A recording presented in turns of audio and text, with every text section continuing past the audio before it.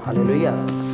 परमेश्वर कहते हैं कि मैं तुमको नया मन दूंगा वचन में चलने के लिए, परमेश्वर के मार्ग पे रहने के लिए। नया मन की जरूरत हर एक इंसान को है।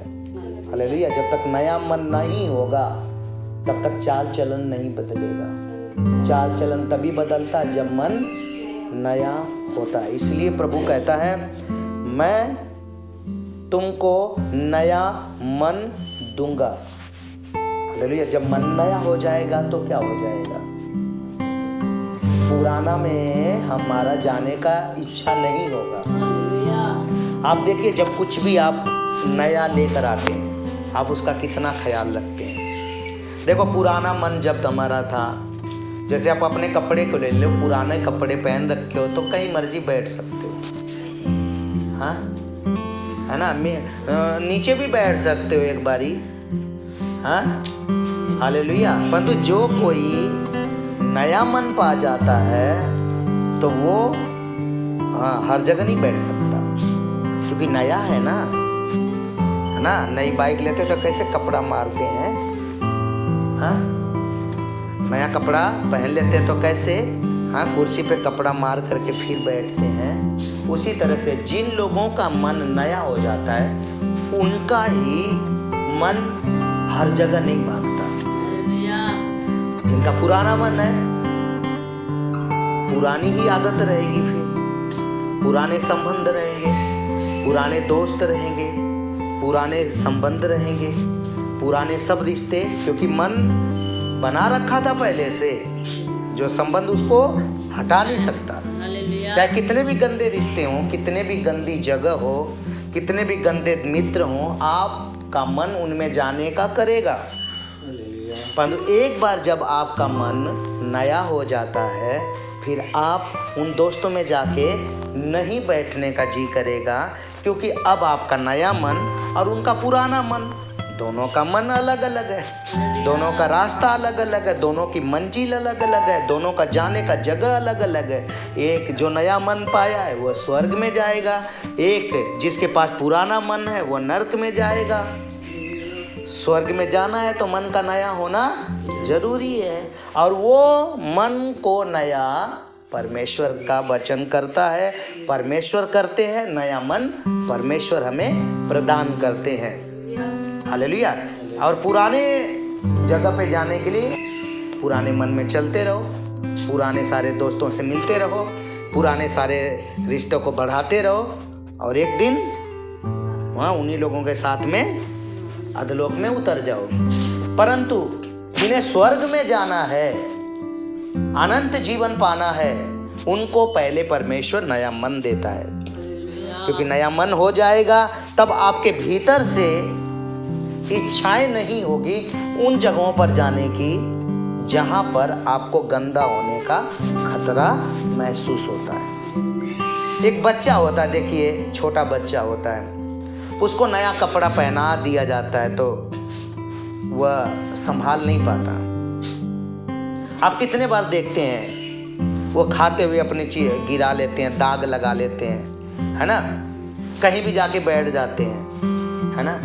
तो उसी प्रकार से जब एक मसीही व्यक्ति समझता नहीं है, वचन का जानकार नहीं है, वचन में बड़ा नहीं है, तो नया मन तो मिल गया है, प्रभु ने नया हृदय, परंतु संभाल नहीं पाता खुद को, क्योंकि नया मन होने के बाद, नया कुछ पहनने के बाद आपको समझ भी तो रहना चाहिए ना। हालेलुया। नहीं तो क्या करोगे?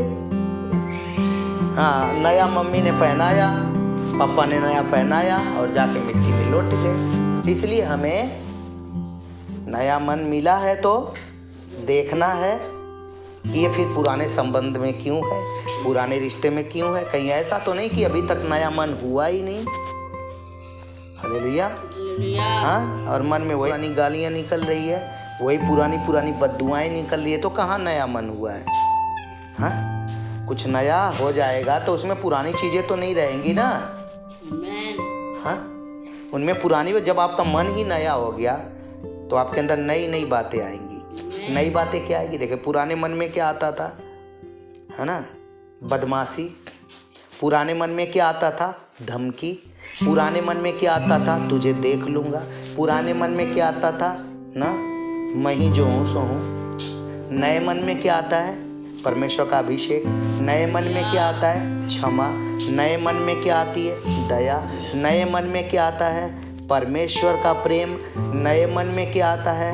ना, दूसरों पे दया करना, तरस खाना, दूसरों की भलाई करना। नए मन के अंदर हम दूसरों के लिए जीते हैं। पुराने मन के अंदर हम खुद के लिए जीते थे, खुद की इच्छाएं पूरी करते थे, जो मन में आता था वही करते थे, शरीर और मन की इच्छाएं पूरी करते थे। इसलिए आप अपने शरीर की और मन की इच्छाओं को ना पूरी करें, इसीलिए आपको परमेश्वर ने मुर्दों में से जिंदा किया।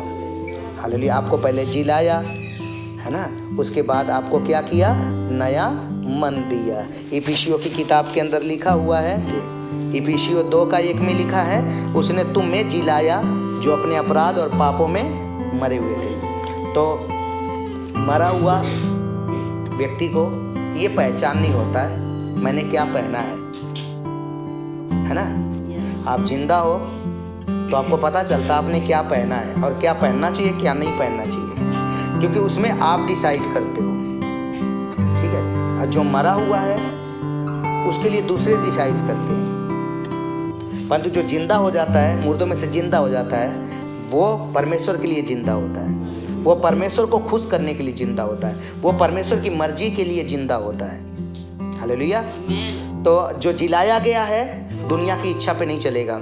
उसने तुम्हें जिलाया जो अपने अपराधों और पापों के कारण मुर्दा थे, जिनमें तुम पहले इस संसार की रीति पर और आकाश के अधिकार के हाकिम अर्थात उस आत्मा के अनुसार चलते थे जो अब भी आज्ञा न मानने वालों में कार्य करता है। एक ऐसी आत्मा आपके भीतर थी, वो आकाश की दुष्ट आत्माएं, है ना, वो हमें नियंत्रण करती थी, हमें भरमा के लेके चलती थी, हमें अपनी मर्जी कराती थी, हमें भय में डाल रखी थी, हमें चिंता में डाल रखी थी, हमें बीमारी में डाल रखी थी। और वो जो चाहते थे आकाश से ना, वो जो चाहते थे वो हम करते थे। परंतु अब जो है हम आकाश के अधिकार के हाकिम के नीचे नहीं है, क्योंकि न जो पहले वाला था इंसान वो आकाश के अधिकार के हाकिमों के नीचे रहता था।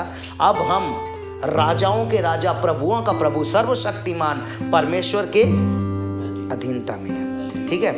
उस आत्मा के अनुसार चलते थे जो अभी आज्ञा न मानने वाले में कार्य करता। इनमें हम भी सब के सब पहले अपने शरीर की लालसाओं में दिन बिताते थे। शरीर की लालसाएं मतलब जो शरीर को भाया, जो शरीर ने मांगा, उसकी जो लालसाएं थी, शरीर की जो इच्छाएं थी, कहाँ बैठने के लिए, कहाँ देखने के लिए, शरीर ने हर जगह लेके गया। अब देखिए, जब हम शारीरिक थे और जब हम शरीर के लिए जीते थे, जब हम पाप में मुर्दा थे, तब हम शरीर की लालसाओं को पूरा करते थे। हालेलुया। और कोई भी शरीर की लालसाएं अच्छी नहीं थी, है ना। शरीर की लालसाएं हमेशा गलत होती हैं, शरीर की लालसाएं हमेशा परमेश्वर के विरोध में होती हैं, शरीर की लालसाएं हमेशा आपको न गंदा करने के लिए होती हैं। तो इसलिए लिखा है, इनमें हम भी सब के सब ना, सब के सब पहले अपने शरीर की लालसाओं में दिन बिताते थे और शरीर और मन की इच्छाएं पूरी। तो आप देखिए ना, हमारे शरीर ने और हमारे मन ने, जो पुराना मन हमारा था, उस मन ने अपनी मर्जी चलाया था, उस मन ने अपने ही मर्जी पे चला था, उस मन ने अपनी ही युक्तियों पे चला था। जो मन में आया वो देखा, जो मन में आया वो खाया, जो मन में आया वो कहा, जो मन में आया वहाँ गया, जो मन चाहा वही किया। किसी के रोकने से हम लोग मानने वाले नहीं थे, क्योंकि मन तो धोखेबाज था ना। हाँ, हालेलुया। इसलिए परमेश्वर ने क्या किया, हमें नया मन दिया। इसलिए एजकेल की किताब उसका 36 का ना हम पढ़ रहे हैं 26 में, मैं तुमको नया मन दूंगा और तुम्हारे भीतर नई आत्मा उत्पन्न करूंगा। तो जब नया आ जाएगा तो वो पुराना में तो मन लगेगा नहीं। जब आप नया हृदय पा जाते हैं, नया मन पा जाते हैं, तब आपके अंदर क्या रहता है, विचारों में एक ऐसा ख्याल रहता है कि मैं अब नया हूँ, मैं अब शुद्ध हो गया हूँ, मुझे अब पवित्रता दी गई है, मुझे परमेश्वर का वचन दिया गया है, मुझे आत्मा की गाइड में चलना है। नया मन होने के बाद आपको पवित्र आत्मा की अधीनता में कर दिया गया है।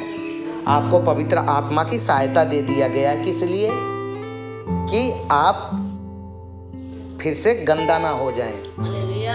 आपका मन पे पवित्र आत्मा नियंत्रण करता है ताकि आप गंदा ना कर लें अपने मन को। कई बार इंसान ढिठाई करता है, पवित्र आत्मा का अपमान करके जा करके फिर वो गलत कार्य करता है, और ये गलत है। उसी को बोलते हैं कि सच्चाई की पहचान प्राप्त करने के बाद यदि हम जानबूझकर पाप करते रहें तो पापों के लिए फिर बलिदान बाकी नहीं है। हालेलुया, है ना? क्योंकि हम यीशु के लहू का और पवित्र आत्मा का अपमान करते हैं जब हम ढिठाई से गलतियां पे गलतियां करते जाते हैं, ये जानते हुए कि ये परमेश्वर से खिलाफ है, ये परमेश्वर की इच्छा के विरुद्ध है, फिर भी हम उस गलतियों को करते हैं। तो हम कौन सा पाप करते हैं? जानबूझकर, है ना?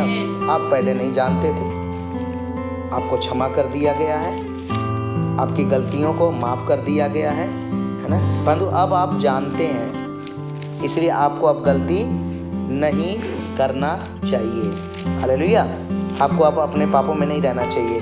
इब्रानियों की किताब के अंदर लिखा है, उसका 10वां अध्याय 10:26, इब्रानियों 10:26 लिखा है, क्योंकि सच्चाई की पहचान प्राप्त करने के बाद यदि हम जानबूझकर पाप करते रहें। अब जानबूझकर के पाप कैसे होता है?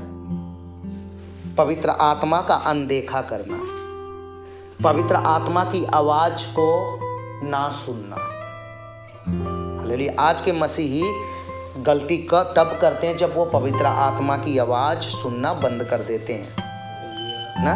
लिखा, सच्चाई की पहचान प्राप्त करने के बाद यदि हम जानबूझ के पाप करते रहें तो पापों के लिए फिर कोई बलिदान बाकी नहीं है। बलिदान यीशु का हो चुका है आपके पापों के बदले में। ठीक है, हाँ, दंड का एक भयानक बाढ़ जो होना और आग का ज्वलन बाकी है जो विरोधियों को भस्म कर देगा। जब मूसा की व्यवस्था का नाम मानने वाला 2 या 3 जनों की गवाही पे बिना दया के मार डाला जाता था। मूसा के ज़माने के अंदर जब एक व्यक्ति गलती करता था तो 2-3 जनों से पूछा जाता था कि क्या इसने सच में ऐसा पाप किया है, और जब पता चल जाता था इसने सच में पाप किया है तो पत्थर मारकर उन्हें मार डाला जाता बिना दया के। जितने भी व्यवस्था पे चलने वाले लोग होते थे, व्यवस्था को पढ़ने वाले लोग होते थे, वे सब पत्थर लेकर आते थे और उस बंदे पे दया बिल्कुल नहीं करते थे। क्यों? कि इसने मूसा की व्यवस्था को तोड़ दिया, इसने मूसा के नियम को तोड़ दिया। तो जब मूसा की व्यवस्था, मूसा के नियम को ना मानने वाले पे दंड था, तो बाइबल बताती है, तो सोच लो कि वह कितने और भी भारी दंड के योग्य ठहरेगा जिसने परमेश्वर के पुत्र को पाँव से रौंदा। यानी जानबूझ करके पाप करना, प्रभु यीशु मसीह को पांव से रौंदना है। हालेलुया, प्रभु यीशु मसीह के बलिदान का तिरस्कार करना है। किस लिए बलिदान हुए? पाप से बचाने के लिए। हम क्या करे जा रहे हैं? वही पाप। जिस चीज के लिए उन्होंने दुख झेल लिया, कष्ट उठा लिया, वो चीजों से आज हमें ना ये सोचना चाहिए कि इसी पाप ने मेरे प्रभु को इस दुनिया में ले आ दिया और मेरे बदले में यीशु का ना कितना तमाशा कर दिया गया। उनको कीले ठोकी गई, उन्हें दर्द दिया गया, उन्हें दुख दिया गया, है ना। अब प्रभु ऐसा सोचेगा ना कि देखो इसी पाप के लिए मैंने इतना दुख झेल लिया, परंतु आज भी ये वो पाप नहीं छोड़ रहा है ना। जिस पाप के लिए मैंने सजा उठा ली, फिर भी ये गलतियां पे गलतियां करे जा रहा ना। तो सोच लो वह कितने और भारी दंड के योग्य ठहरेगा जिसने परमेश्वर के पुत्र को पांव से रौंदा और वाचा के लहू को जिसके द्वारा वह पवित्र ठहराया गया था। प्रभु यीशु के लहू के द्वारा हम धोए गए, हम पवित्र ठहरे, उस लहू ने हमें साफ किया है। तो ना उस वाचा के लहू के द्वारा जिसके द्वारा वह पवित्र किया गया था, अपवित्र जाना। हालेलुया, यानी उसको तुच्छ समझा हमने, जब आज भी हम गलतियां करते हैं। और लिखा है और अनुग्रह की आत्मा का अपमान किया। तो आप देखते हैं पवित्र आत्मा जो हमें दिया गया है, परमेश्वर के अनुग्रह से हमें मिला है, उसका अपमान होता है। अपमान कैसे होता है? आप में से कौन है यहाँ पर जो ऐसा कहेगा ना कि जब मैं गलती करने जाता हूँ तो आत्मा आवाज़ नहीं देता, देता आवाज़? फिर भी हम गलती करते हैं तो उसका अपमान हो रहा है ना। अपमान का मतलब वो बोल रहा है और हम उसकी सुन नहीं रहे हैं। आप नहीं कहते कई बार मेरा अपमान कर दिया ना, भरी सभा में मेरी बात नहीं मानी, मेरा तिरस्कार हो गया। हाँ, तो पवित्र आत्मा आपको कहता है पाप मत कर, गलती मत कर, गुनाह मत कर, यहाँ से मुड़ जा, यहाँ से हट जा, ये तेरे लिए ठीक नहीं है। फिर भी आप उसी काम को करते रहते हैं, उसी काम को लगातार आप जारी रखते हैं। तो पवित्र आत्मा का अपमान है कि नहीं है? पवित्र आत्मा का तिरस्कार है कि नहीं है ना? जब उसको आदर नहीं है, हाँ, जब उसको आप सुनेंगे नहीं तो उसका आदर नहीं है। जैसे देखिए, जब स्कूल में बच्चा होता है तो पढ़ाने वाला टीचर होता है ना, सारा ध्यान से सुनना। पढ़ाने वाला टीचर होता है, तो जब टीचर का बात नहीं मानते हैं तो वो टीचर का अपमान होता है। फिर वो जाता है बड़े ऑफिस में जाता है और कहता है ये बच्चा बिल्कुल मेरी बात से बाहर है, ये मेरी बिल्कुल बात को नहीं मानता। तो पवित्र आत्मा है कौन? हमारा सिखाने वाला है। क्या सिखाता है पवित्र आत्मा? हाँ, गलत संगति में मत जाओ, गलत बातें मत बोलो, गलत मार्ग पे मत रहो, गलत बातें मत करो, गलत दोस्त मत बनाओ, गलत दोस्ती मत करो। तो ये पवित्र आत्मा रोकता है। और जब रोकने के बावजूद हम उसकी ना माने तो वो तो हमारे सिखाने वाला है, उसकी ना माने तो उसका अपमान हुआ कि नहीं हुआ? हाँ? उसी प्रकार से जो कोई भी ना पवित्र आत्मा का अपमान करता है ना, वो ठीक नहीं है, उसके लिए ठीक नहीं है ना। हालेलुया। पवित्र आत्मा बार बार आवाज़ देता है, बार बार कहता रहता है कि तू सुधर जा, तू ठीक रास्ते पे चल। अगर नहीं मानते तो उसका अपमान। तो अपवित्र जाना और अनुग्रह की आत्मा का अपमान किया तो अपमान होता है, तिरस्कार होता है पवित्र आत्मा का, जो हमें दिया गया हमें सिखाने के लिए। वो हमें पाप, धार्मिकता और न्याय के बारे में निरुत्तर करते हैं, हमें सिखाते हैं ना कि पाप क्या होता है, पाप से कैसे बचा जाता है ना, कैसे मुड़ा जाता है पाप से। वो हमें शक्ति प्रदान देते हैं और हमें सिखाते हैं कि परमेश्वर पाप से घृणा करता है। पवित्र आत्मा हमको सिखाते हैं ना, हमें रोकते हैं, हमें आवाज़ देते हैं ना कि हम पाप में ना रहें, और वो धार्मिकता में हमें लेकर जाते हैं। प्रभु यीशु की धार्मिकता के अंदर हमें लेके जाते हैं। प्रभु यीशु ने कैसे जीवन बिताया उसके अंदर हमें लेके जाते हैं। पाप, धार्मिकता और न्याय के बारे में हमें निरुत्तर करते हैं। क्या? एक दिन किताब खोली जाएगी, तुम्हारे हर बातों का लेखा दिया जाएगा, तुम्हें हर बात का हिसाब देना पड़ेगा। तो पाप, धार्मिकता और न्याय के बारे में निरुत्तर करते हैं पवित्र आत्मा। तो देखिए, जानबूझ के गलती करने से क्या होता है? पवित्र आत्मा का अपमान होता है। हालेलुया। इसलिए हमने पवित्र आत्मा पाया है, उनके अनुग्रह से पाया है। वो हमें रोकने के लिए, हमें समझाने के लिए है। अगर आपको लगता है आप पवित्र आत्मा का अपमान कर रहे हैं तो आप ना पवित्र आत्मा से क्षमा मांगे और परमेश्वर से माफ़ी मांगे। परमेश्वर को कहें, प्रभु मैंने बहुत आपका हृदय को दुखी किया है, आपको बहुत ठेस लगाई है मैंने, मेरी बोली से, मेरे देखने से, मेरे जीवन से, मेरे चरित्र से मैंने ना आपका तिरस्कार किया है। तो व्यक्ति को माफ़ी मांगना चाहिए, क्योंकि पवित्र आत्मा जब आप में नहीं रहेगा, पवित्र आत्मा आपको काम नहीं करेगा तो आप संसार में चले जाएंगे। पवित्र आत्मा आपके अंदर काम नहीं करेगा तो आपको पाप अच्छा लगने लग जाएगा, गंदे काम अच्छा लगने लग जाएगा। क्योंकि इंसान को बचाने के लिए ही ना हमें पवित्र आत्मा दिया गया है। वो कहाँ है? हमारे हृदय के अंदर। वो क्या कर रहे हैं? हमें गाइड कर रहे हैं। क्या गाइड कर रहे हैं? वचन पढ़, प्रार्थना कर, गवाही दे ना, जीवन अच्छा जी, क्योंकि तेरा जीवन परमेश्वर का खरीदा हुआ है और इस जीवन से परमेश्वर की महिमा होने के लिए। और हमारे भीतर पवित्र आत्मा हमारे हृदय को उभारते हैं, हमारे मन को उभारते हैं, आराधना के लिए उभारते हैं। हमें हमारे भीतर परमेश्वर के प्रति ना हमें भरते हैं सामर्थ्य कि हम परमेश्वर को प्यार कर सकें। हालेलुया। हमारे भीतर पवित्र आत्मा गाइड अंदर से करता है कि तू गवाही दे, तू ना बदल जा, तू माफ कर दे ना। इस प्रकार से वो हमें प्रेरणा देता है, किसी की गलती को क्षमा कर दे ना। हालेलुया। इसलिए वचन बताता है, मैं तुमको नया मन दूंगा, तुम्हारे भीतर नई आत्मा उत्पन्न करूंगा। तो जब नई आत्मा आपके अंदर आ जाएगी, वो आपके मन को नया बनाएगा। देखिए, पवित्र आत्मा जब मंडरा रहा था, सृष्टि में मंडरा रहा था, है ना, तो जो बेडौल और सुनसान था उस पे नयापन लेकर आया। नयापन लेके आया। तो तुम्हारे भीतर नई आत्मा उत्पन्न करूंगा, तुम्हारी देह से पत्थर का हृदय निकाल कर। पत्थर का हृदय क्या किसे कहते हैं? देखिए, जो व्यक्ति का कठोर हृदय होता है ना, वो न्याय वाय से नहीं डरता, वो अपने ही चलाता है। और कठोर हृदय से हम नाश हो जाएंगे। कठोर हृदय करने से क्या हो जाएगा, हम नहीं बदल पाएंगे ना? कोई चीज कठोर हो जाती है तो उसको बनाया जाना मुश्किल होता है। तो इजरायली लोग मन को कठोर कर लेते थे ना अपने, तो जंगल में नाश हो गए। इसलिए पवित्र आत्मा कहता है, आज उसका शब्द सुनो तो अपने मनों को कठोर मत करो ना। कठोर पथरीला, पथरीला मतलब दया नहीं है ना, अपनी ही चलाना, जिद करना, बहस करना, ये सब पत्थर हृदय है। परमेश्वर कहता है, ये मैं निकाल दूंगा। हालेलुया।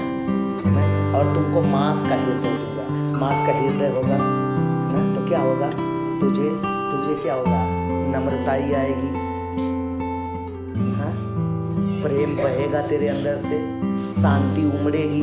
और पत्थर का हृदय रहेगा तो कोई फीलिंग नहीं होगी, हाँ? किसी पे दया नहीं आएगी, किसी को माफ नहीं कर पाएंगे, हाँ? अपनी ही चलाएंगे, जो जी में आएगा वही करेंगे, जिद्दी होंगे। आमीन। इसलिए तुम्हारे भीतर से पत्थर का हृदय निकाल कर तुम्हें मांस का हृदय दूंगा। देखिए ना, मांस का हृदय। पहले भी देखिए, हमारा शरीर ना मांस से ही है, परंतु वो मांस के ऊपर शैतान पथरीला कर देता है, पत्थर जैसा बना देता है ना, घमंडी बना देता है, जिद्दी बना देता है, कठोर कर देता है ना, इतना कठोर कि हम दूसरों को सता लेते हैं, परेशान कर देते हैं, दूसरों के खिलाफ में हो जाते हैं, तंग करते हैं। परंतु मांस का हृदय जिसका होता है ना, वो दया से भरा होता है, प्रेम से भरा। ये पवित्र आत्मा हमें देंगे, ठीक है। और परमेश्वर कहते हैं 27 में, मैं अपना आत्मा तुम्हारे भीतर देकर ऐसा करूंगा। देखिए, जब तक हमारे भीतर पवित्र आत्मा नहीं आएगा, तब तक हम वैसा काम नहीं कर सकते जैसा प्रभु चाहते हैं। बिना पवित्र आत्मा के हम परमेश्वर की मर्जी नहीं पूरी कर सकते। हालेलुया। बिना उनकी सहायता के, उन्हीं की बात मानने के लिए हमें उन्हीं की जरूरत पड़ती है। देखिए क्या जिंदगी है, उन्हीं की मर्जी पूरी करने के लिए उन्हीं की जरूरत, और वही हम में अपनी आत्मा डाल के हमें तैयार करके, और वो अपने ही साथ रखना चाहते हैं। अगर वो थोड़ी देर के लिए भी हमें छोड़ दें तो हम पता है क्या करेंगे, उनसे बहुत दूर भाग ना। हालेलुया। क्योंकि आत्मा के बगैर उनकी पहचान नहीं होती। जब तक वो आत्मा हमारे भीतर ना डाले, उनकी परवाह हमें नहीं होगी। आज जो आप उनकी परवाह करते हो ना, आप जो उनके लिए जीते हो ना, ये उन्हीं के कारण है। ये मत सोच लेना कि तुम्हारे कारण तुमने संगति रखवा लिया है। वो आत्मा आपके भीतर डालता है, भाई फोन करो और बुलाओ ना, संगति करें, परमेश्वर की बातें करें। ये कौन तैयार करवाता है? संगति का जो नियम है वो कौन ठहराता है? संगति के अंदर पहुंचना ये कौन गाइड करता है? संगति होना है आपके घर पे, ये कौन तय करता है? पवित्र आत्मा तय करता है। वो आपके माइंड में ऐसा डालता, आपके हृदय के अंदर ऐसा डालता है कि संगति होगी परमेश्वर की बातें सुनी जाएगी ना, सुधार आएगा, पहचान पाएंगे परमेश्वर की और गवाह बनेंगे परमेश्वर का। इस तरीके से आपके अंदर प्रेरणा डालता है पवित्र आत्मा ना। जब पवित्र आत्मा काम नहीं करेगा तो क्या होगा, हम खुद के रास्ते पे हो लेंगे ना। तो इसलिए लिखा है, मैं अपनी आत्मा तुम्हारे भीतर देकर ऐसा करूंगा कि तुम मेरी विधियों पे चलोगे। अब लोग सुनकर क्या कहते हैं, परमेश्वर की जो विधि है ना, नियम है, वो बहुत औखा है, ऐसे बोलते हैं। किसके लिए औखा है? देखिए, परमेश्वर ने ये थोड़ी कहा है कि तुम चलोगे। परमेश्वर कह रहा मैं तुम्हारे भीतर ऐसा करूंगा कि तुम चलोगे। सहायता किसकी होगी, पावर किसकी होगी, शक्ति किसकी होगी? अगर तुम तुम्हारे शक्ति से पूरा करना चाहोगे तो भैया सच में नहीं कर पाओगे। इसीलिए वो सहायक हमारे लिए भेजा गया है ना, क्योंकि संसार से निकल जाना, संसार से अलग हो जाना, सांसारिक स्वभाव से अलग हो जाना, सांसारिक वस्त्र से अलग हो जाना, सांसारिक पहरावे से अलग हो जाना, सांसारिक चीजों से अलग हो जाना आपके बस की बात नहीं है। ये जब पवित्र आत्मा आपको समाता है, आपके भीतर काम करता है, तब आप स्वर्गीय वस्तुओं से प्यार करते हैं, तब आपको स्वर्गीय वस्तुएं अच्छी लगती हैं, स्वर्ग के बारे में प्रचार सुनना अच्छा लगता है, अनंत जीवन की बातें अच्छी लगती है। अगर पवित्र आत्मा जिस व्यक्ति के भीतर नहीं है, उनको मॉल घूमना, एंजॉयमेंट करना, केवल मस्ती करना ना, ठीक है, उनके लिए ये चीज़ें ज़्यादा मायने रखती है। वो वचन उतना मायने उनके लिए नहीं रखता। हालेलुया। उनके लिए भोग विलास अच्छा रहता है। हालेलुया।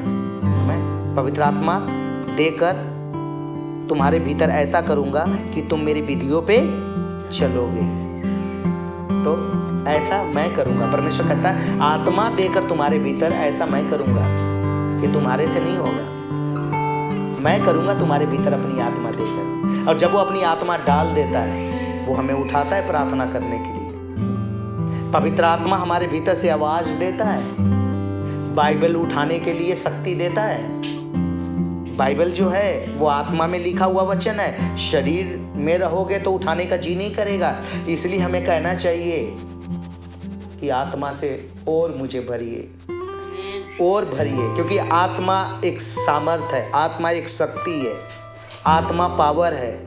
आत्मा आपके भीतर जितना ज़्यादा भरा होगा उतना ही ज़्यादा आप परमेश्वर के लिए जी पाओगे। जितना ज़्यादा आत्मिक शक्ति घटेगी उतना ही ज़्यादा शैतान को फायदा होगा आपके लाइफ से।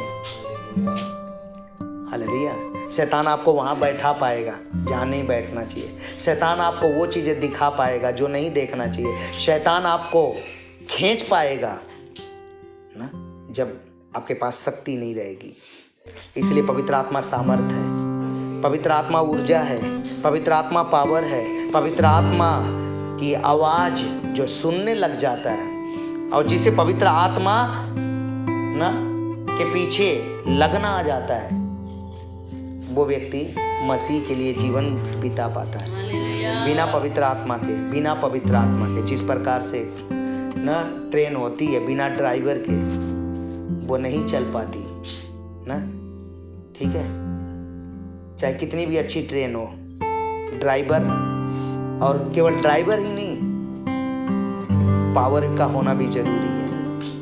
हालेलुया। आमीन।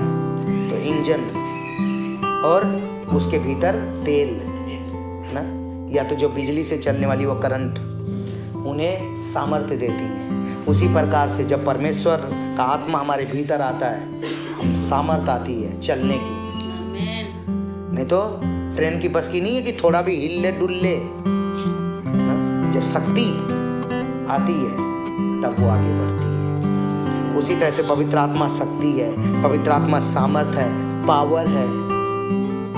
बिना पवित्र आत्मा के, बिना पवित्र आत्मा की सामर्थ के लोग पता है क्या कहते हैं? यीशु का वचन बहुत औखा है,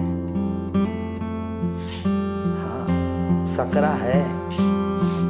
परंतु जब पवित्र आत्मा हमारे भीतर है तो सहायता भी तो है पवित्र आत्मा हमारे भीतर है तो मदद भी तो है, आपको ताकत तो दे रहा है।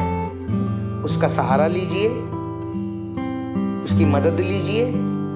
आप उसकी मदद नहीं लेंगे तो आपके बस की बात नहीं है, ना पहले थी, ना अब है, ना आगे। आप उसकी सहायता के बगैर नहीं चल पाएंगे। इसलिए रोज हमें पवित्र आत्मा से भरने की सामर्थ्य परमेश्वर की और भर प्रभु और भर। पवित्र आत्मा आपके भीतर ऑलरेडी है, परंतु फिर भी भरना है, आत्मा से भरना है। हालेलुया। पाखरू सबको मिल जाती है, बिना पाखरू के कोई नहीं कह सकता यीशु प्रभु है, परंतु उसी पवित्र आत्मा से आपको भरना है। हालेलुया। भरोगे जितना ज्यादा, उतना ही ज्यादा पवित्र आत्मा आपको लेकर चल पाएगा। हालेलुया। कम आत्मा से भरोगे, आप कम मसीह में नजर आओगे। हालेलुया। मसीहत कम दिखेगी आपके अंदर। जितना ज्यादा आप आत्मा से भरेंगे, उतना ही ज्यादा आप अपनी मर्जी नहीं चला पाओगे। आपका मन आपको धोखा नहीं दे पाएगा। हालेलुया। जितना ज्यादा आत्मा से भरोगे, उतना ही ज्यादा आपको फायदा मिलेगा। और आत्मा से नहीं भरोगे, आपके साथ ठगी होगी, संसार ठगेगा, दुनिया ठगेगा आपको, दोस्त ही ठग लेंगे आपको बिना आत्मा से भरे। ना आजा मेरे भाई, मेरी पार्टी में आजा, है ना, तू मेरा भाई नहीं है, एक पैक लगा ले। बिना पवित्र आत्मा के आप उनके कहने में आ जाओगे, क्योंकि फिर उनकी बात ज़्यादा ताकतवर बन जाएगी।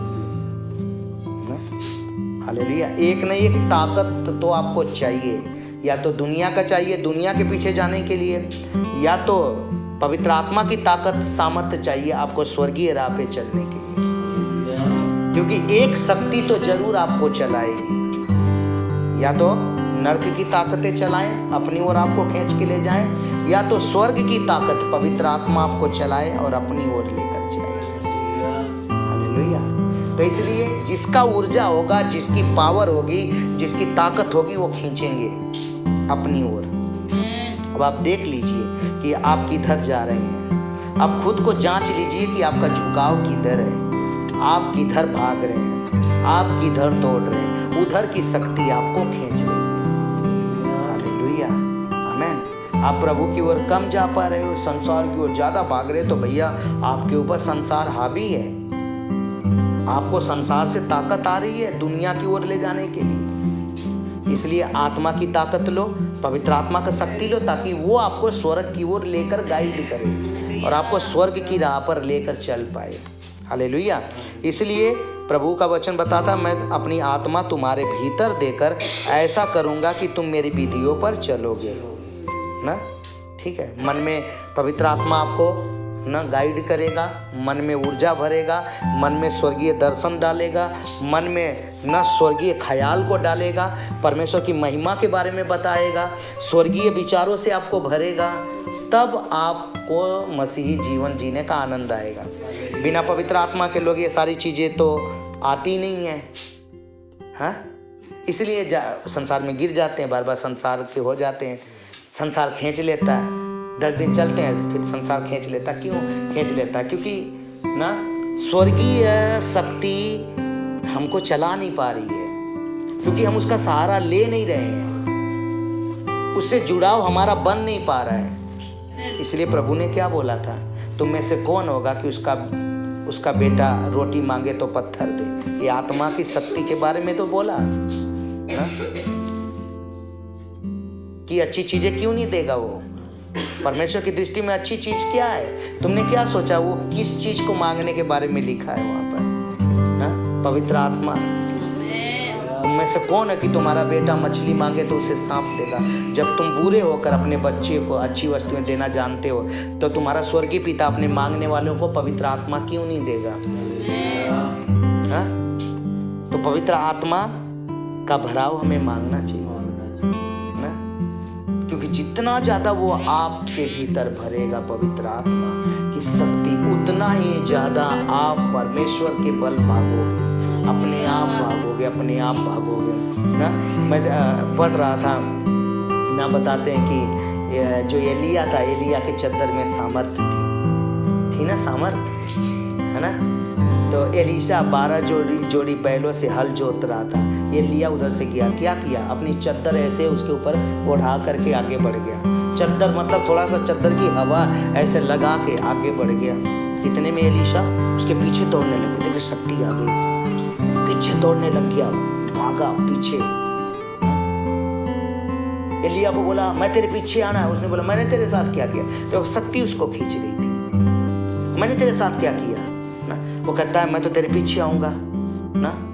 और पता है क्या किया ना, वो जा करके अपने बैलों को और उनका जो बिजनेस था वो सब काम तमाम करके एलिया के पीछे भाग आया। क्यों भाग आया सोचिए। अपना खेत छोड़ करके और अपने धंधे छोड़ करके, वो चीजें छोड़ करके, हाँ, वो संसार में जहां भी वो लगा हुआ था उन चीजों को त्याग कर एलिया के पीछे कैसे भागा। शक्ति थी, एक सामर्थ्य ने उसको छू लिया था, एक अभिषेक उसके भीतर समा गया था एलिया की चद्दर के द्वारा। उसी तरह से प्रभु यीशु मसीह का पवित्र आत्मा के द्वारा एक अभिषेक हम में समा जाता है। हालेलुया। अपने आप हम दौड़ने लग जाते हैं, अपने आप बाइबल उठाने का जी करता है, प्रार्थना करने का जी करता है, आराधना करने का जी करता है, क्योंकि अभिषेक हमें खींचता है, मसा हमें खींचता है। इसलिए ना जरूरी है आत्मा का भराव। अगर इस शक्ति आपको नहीं चला पाई तो दूसरी शक्ति आपको चलाने लग जाएगी। और जब दूसरी शक्ति चलाएगी तो आप नशा करेंगे, पाप करेंगे, व्यभिचार करेंगे, गंदे मित्र बनाएंगे, गुंडागर्दी करेंगे, बदमाश बनेंगे, ना संसार के जैसे दिखाई देंगे। वो भी एक शक्ति है, एक ताकत है, शैतानी ताकत। परंतु परमेश्वर की ताकत आपको नम्र बनाएगी, आप में प्रेम भरेगी, परमेश्वर के लिए आदर भरेगी, परमेश्वर की महिमा आपके भीतर उतरेगी, पाकरूदा सामर्थ आपको लेकर स्वर्गीय रास्ते में चलेगी। आप अभिषेक से भरेंगे, आप पवित्रता से भरेंगे, आपको स्वर्ग के लिए जीना अच्छा लगेगा। स्वर्गीय बात आपके मुंह से निकलेगी, ऊपर की बातें निकलेगी, परमेश्वर के राज्य की बातें निकलेगी। हालेलुया। और जब संसार का आत्मा घेर लेगा आपको तो संसार की बातें अच्छी लगेगी। हमें संसार का भी आत्मा होता है, इसलिए बाइबल में पौलुस कहता है हमें संसार का आत्मा नहीं, हमने वो आत्मा पाया है जो परमेश्वर की ओर से है। क्योंकि दोनों आत्मा दोनों ओर खींचती है। संसार का आत्मा, देखिए संसार की आत्मा के बारे में कहाँ पे लिखा है, 1 कुरिन्थियों 2:12। अब आप देखिए, हम में संसार की आत्मा नहीं, इसका मतलब संसार की आत्मा होती है। संसार की आत्मा आपको संसार के जैसे चलाएगी, आपको संसार के जैसे कपड़े पहनाएगी, आपको संसार का रंग चढ़ाएगी, आपको संसार के जैसा दिखने पे मजबूर करेगी, आपके चेहरे पे संसार नजर आएगा, आपकी चॉइस संसार होगी, संसार आपको पसंद आएगा, क्योंकि संसार की आत्मा है, वो स्पिरिट खींचती है, वो आपको मजबूर करती है संसार के जैसा बनने पर, वो आपको खींचती है। इसीलिए लिखा है कि परंतु हमने संसार की आत्मा नहीं, परंतु वह आत्मा पाया है जो परमेश्वर की ओर से है। हालेलुया। अब परमेश्वर की ओर का आत्मा आएगी तो आपको किधर लेके जाएगी? परमेश्वर की ओर, परमेश्वर की बातों की ओर, परमेश्वर के दर्शन की ओर ना, परमेश्वर के लक्ष्य की ओर।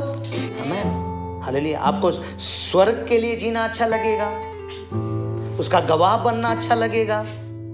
तो ये दोनों आत्मा है, ये दोनों आत्मा में से या तो संसार की आत्मा से चलो जो संसार के भीतर आपको लेके जाए, या तो पवित्र आत्मा से चलो जो आपको स्वर्गीय रास्ते पर लेके जाए। हालेलुया। हमने वो आत्मा पाया है जो परमेश्वर की ओर से है। हालेलुया। तो संसार की आत्मा, उसका लक्ष्य संसार है। पवित्र आत्मा कहाँ से आया? स्वर्ग से आया है। आमीन। हालेलुया। स्वर्ग में विराजने वाले प्रभु यीशु मसीह का आत्मा है, वो आपको किधर ले जाएगा? प्रभु यीशु की ओर। आमीन। और ये दोनों शक्तियाँ खींचती है भाई, ये मजबूर करती हैं। परमेश्वर इन वचनों के द्वारा आशीष दे। आइए हम प्रार्थना करें। धन्यवाद जीवित परमेश्वर पिता, आज के वचन से बातें करने के लिए आपका बहुत बहुत धन्यवाद।